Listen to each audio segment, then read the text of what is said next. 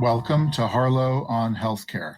I'm David Harlow, and I invite you to join me by my virtual hearth as I sit down with healthcare leaders to discuss building the future of healthcare.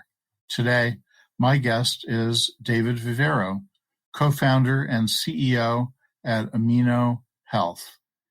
David has been around the block. He was vice president of rentals at Zillow after the company acquired a company he co-founded. He is also a seed investor, and he is someone who has attended school in my neck of the woods in the Boston area, among other things. And I welcome you, David, to our program.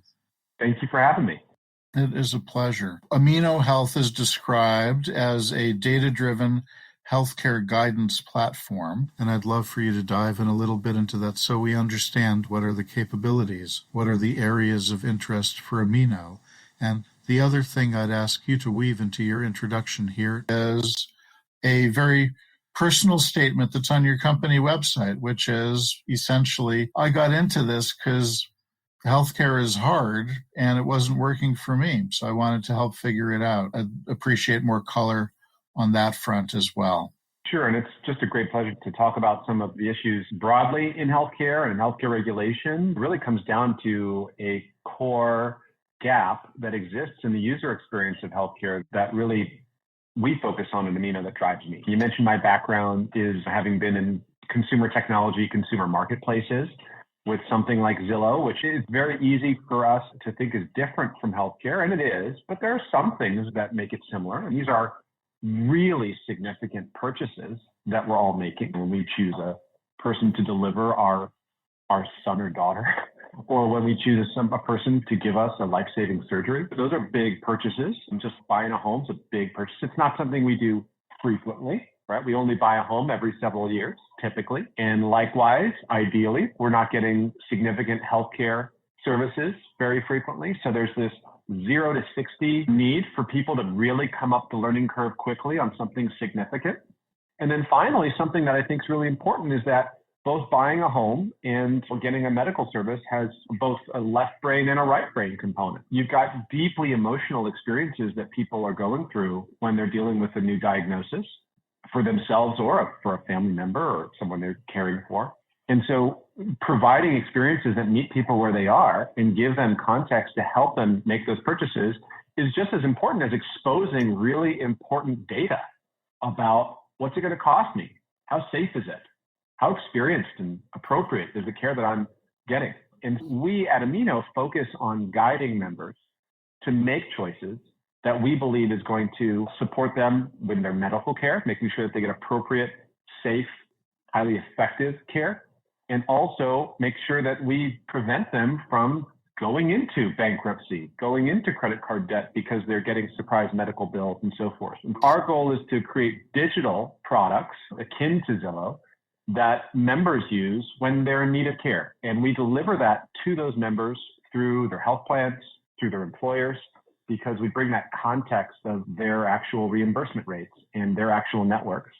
And a big part of that, which I'm sure we'll discuss today, is all these new regulations related to price transparency, which is a core pillar of being a good consumer in healthcare.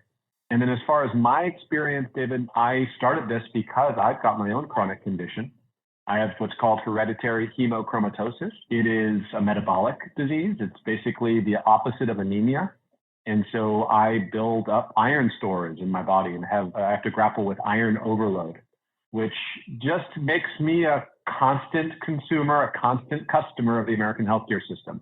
And it was through that I started to realize, gosh, every little decision I'm making could be a lot more convenient, and every big decision that I'm making could be a lot more informed. And so we created Amino. Thank you. Great. A lot of folks will have a personal experience and have a background in another field and then decide they want to dive into healthcare and fix healthcare. And as we know, healthcare is hard, right? So you're talking about price transparency, and you've alluded to a couple of other things, and the left brain, right brain distinction, I think, is helpful. But if I'm understanding your offering correctly, it is maybe tilted towards the price transparency? Correct me if I'm wrong.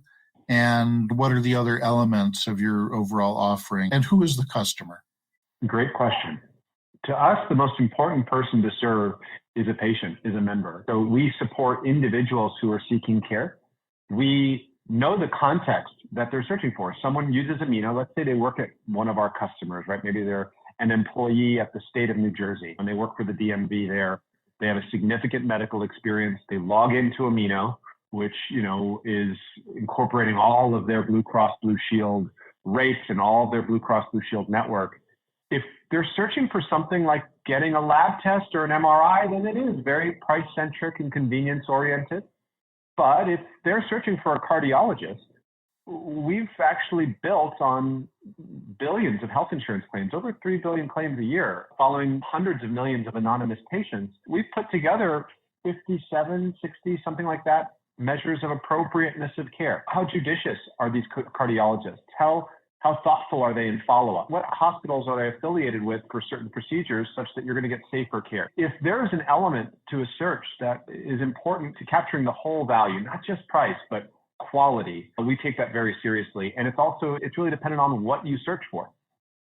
Right. We are an industry that has no lack of quality measures. Hundreds, if not thousands, of process measures and outcome measures. And what I'm hearing from you is that maybe you are adding some measures to the mix based on your data and analytics, or are you tying that data and analytics to existing quality measures out there? If there are existing measures out there that we believe really satisfy the need, we'll absolutely work with either a standards body that has already produced them or maybe another licensing partner who's already produced them to bring them into our product. For example, hospital safety scores, Leapfrog has done a lot of work there. Sure. And they capture a lot of valuable data, but that's not all of healthcare. And we've done a few things. We bring in measures that we believe, even measured methodologies that are known standards. We also became what's called a consensus-based entity under Medicare, on par with the NCQA and the National Quality Forum, to allow us to create standard measures of quality through an established embedded process. At the end of the day, a consumer, a patient, or even an expert caregiver may not know the exact measures to apply to a given circumstance. And so what we've done is we've got hundreds of quality measures, just to pick quality alone, that form the equivalent of a grab bag that you can reach for, but use a subset of those for the search that someone's doing. And then we bring those quality measures and thresholds associated with them together with cost estimation, network participation, and other financial needs that a lot of people are concerned with, to create our view of a higher value provider, which we label a smart match. And a smart match is just a label. It's basically saying that you've got 300 cardiologists to choose from, or 300 MRI centers to choose from. Here's 15 that meet all those criteria. And our job at Amino, and the job of our product has been hired to do, is to increase the rate at which people just land in that category. So among smart matches within that category is less important than taking someone who otherwise would have shopped at the bottom of the barrel in the network and really getting them to actually see a provider or an imaging center or a surgeon or whomever that we believe is in the top quartile, the top decile of the network. Great. The question that occurs to me based on what you're saying is, are there opportunities for payers to refine their networks based on the data that you're surfacing, or maybe they have access to the same data otherwise? Absolutely. Our view at Amino is that this experience is delivered through partnership. We bring a lot to the table. There's a lot that we know, that we use to inform our recommendations.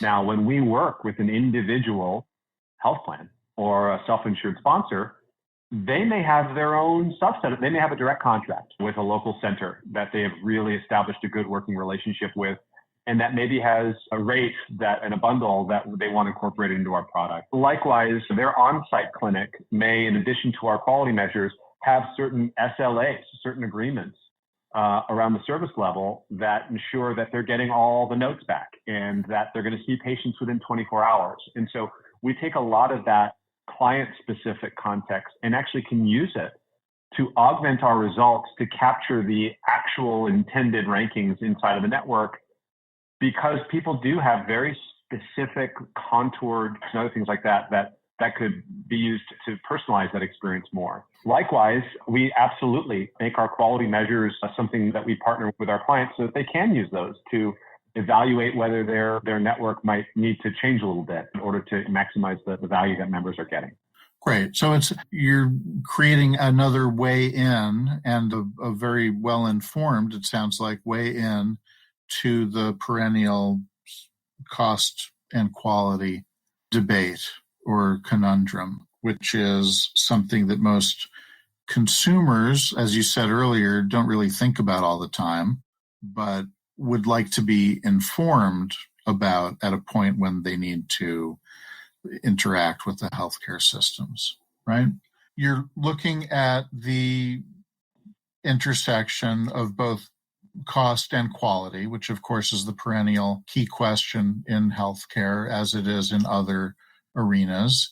And we're dealing with the issue around consumers not really wanting to know everything about everything in healthcare, but wanting to be sure that they have all information necessary to make a good decision at the moment that they need to make that decision. And in another context, if you're buying a kitchen appliance, for about a week or so, you know a whole heck of a lot about refrigerators or stoves, and then you forget all of that. You don't really need to remember all of that. And similarly here, there's a need to know that you're making an informed decision, but you don't necessarily need to know all the details or retain all of the details. There is, of course, a certain percentage of the patient population that is more engaged, and perhaps that's focused on folks with chronic conditions, for example. The question, I guess, is, does this improvement in information drive us to reduce cost or improve quality over time? I would argue, perhaps controversially, the answer is no, insofar as just producing that information doesn't do it. And what I mean by that, if you take that comparison of a refrigerator or buying a home or picking a hotel for your honeymoon or anything like that, where people get on all those websites and they're looking at photos and they're making comparisons and they're creating spreadsheets. In those cases, there's some element of it being aspirational. And I reflect on this Don Berwick quote all the time, which is just healthcare has no intrinsic value that health does, but that in reality, healthcare is just trying to get you back on the road to health. And that's what you want. And my view, and I think the view of this company, is that our job actually is to minimize the amount of engagement, but increase the rate at which someone made the better decision. And so what we do actually is we try to understand what's the full amount of information we want to process and digest and use to make a solid recommendation, but then understand exactly how much we want to expose and in what way to members, and then wrap that in a sense of convenience, so that the member feels they're actually spending less time, not more, in trying to make that decision. And a simple feature, David, is that we book appointments online for all of our members. So they get this really great open table-like convenience. And that really draws them into the product and to use the product repeatedly. And as a result, inside of our clients, we are proving that we are sending them to our recommended providers at 3 to 5 times the rate than if they don't have Amino. And some of that is through the information being provided, but more of that actually is figuring out where to exercise restraint, how to bring the information together in a way that's usable, and actually how to give the member the sense that they're not engaging more, but in fact engaging less. And they're spending more time on all the other things like work, kid, getting a run in, that sort of thing, and not having them spending hours poring over cardiovascular procedure complication scenarios. If you're just tuning in, this is Harlow on Healthcare, coming to you on Healthcare Now Radio.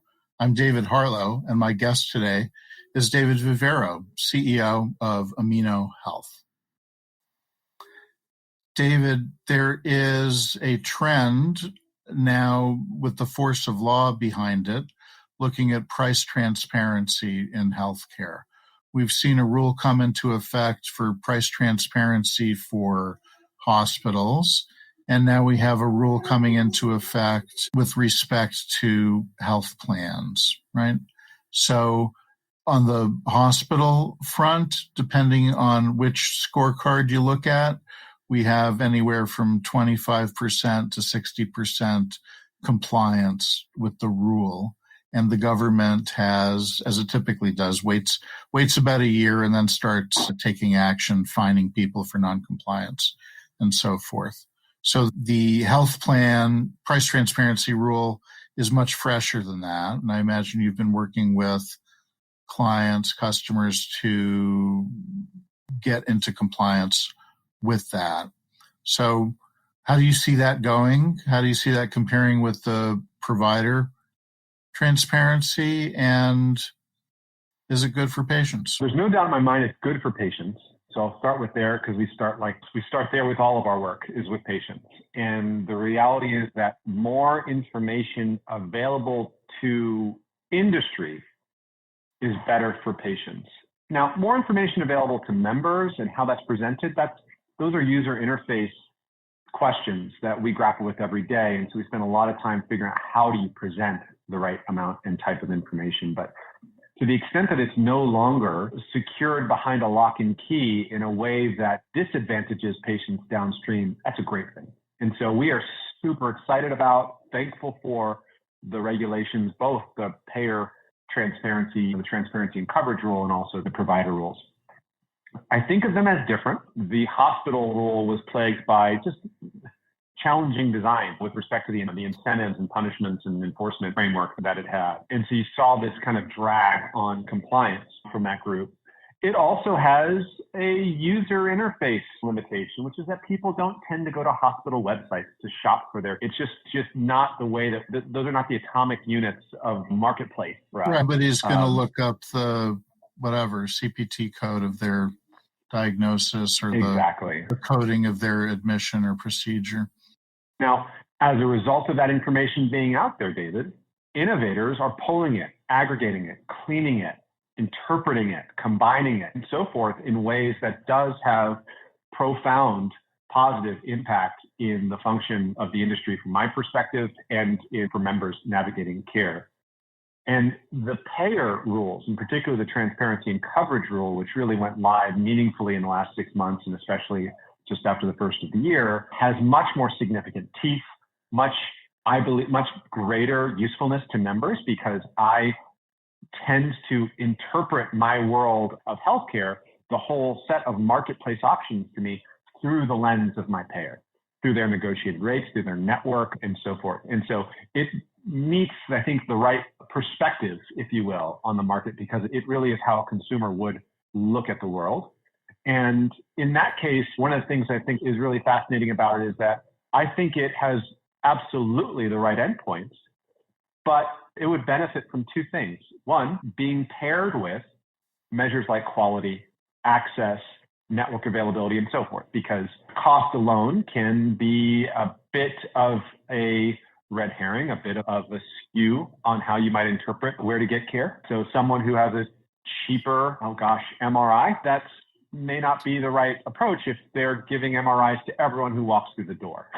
Right? So there's a lot of care that people don't need. And then for things where there really is a quality component to it, the risk of complication, the risk of revision and having to pay twice for the service, those are things that I think are incredibly important. So one is, I do think there's rooms for improvement on thinking about other dimensions. And then the second is these rollouts of these rules on the payer side have really illuminated how overly complex the contracts and negotiations and systems required to track those are. Because now we've got this new use case, which should have been a use case all along, which is exposing this information. All of a sudden, because we have to shine a spotlight on it, IT managers and software developers around the healthcare world are all just pulling their hair out. So I think there's a lot of evolution I would expect now that this is the law of the land, and we can talk a little bit about that. But I think those two areas are where I see there being a lot of adaptation following these new rules. And look, I think it's exposed to sunlight at this point, but folks who are living with this in the past, it's been decades since I've been up close and personal with this particular side of healthcare, but it could often take almost a year to do all the accounting necessary to close a year's experience between a risk-bearing provider organization and a health plan. The calculations and the experience and the run out just seem to take forever. It's interesting to think about it in terms of transparency. Yeah, it's a new use case that may change the shape of those negotiations, knowing that this is an end result that has to be met too, which was just never a consideration for decades, like you said. So what's the net result of all this transparency? Does transparency yield lower costs, better outcomes necessarily, or what else is needed if that's not enough on its own? Transparency is a necessary component. I actually said this for a long time. There were vendors out there who peddled price transparency in healthcare. And my point of view on that is that every successful marketplace should be transparent, but transparency alone is not a product. Meaning a good marketplace has this as a feature, right? That I know what to expect, but I don't go to a place just because all the prices are listed. There's just a lot more to it. And my perspective on where this goes and how it affects the market is that, number one, I believe that there will be lots of research done, lots of opinion formed as a result of this, lots of attention paid to huge discrepancies and wrinkles in the way that we do negotiate these contracts, principally because all the also related gag clauses and other things that were specified and talked about in these rules and in the Consolidated Appropriations Act of 20. Right.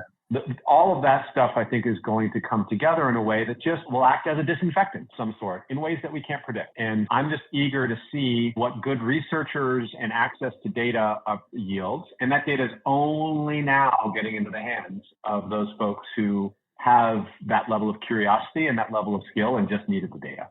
So underneath all of this, I think is, I would say, some amount of color commentary that will come from the research world that I think will expose areas that require attention. Within the actual demand side of this equation, so actually on the playing field between supply and demand, not the researchers and observers, but real patients. Among patients, I do think you're going to see people making different decisions based off this information. In some ways, and there's been a lot of research on this to prove this, if we just expose price information, people might likely tend to choose higher price providers, especially if they're on a low cost share plan, because you can use that as a signal of quality. It's a perception of quality. That's been a long time issue. Yeah.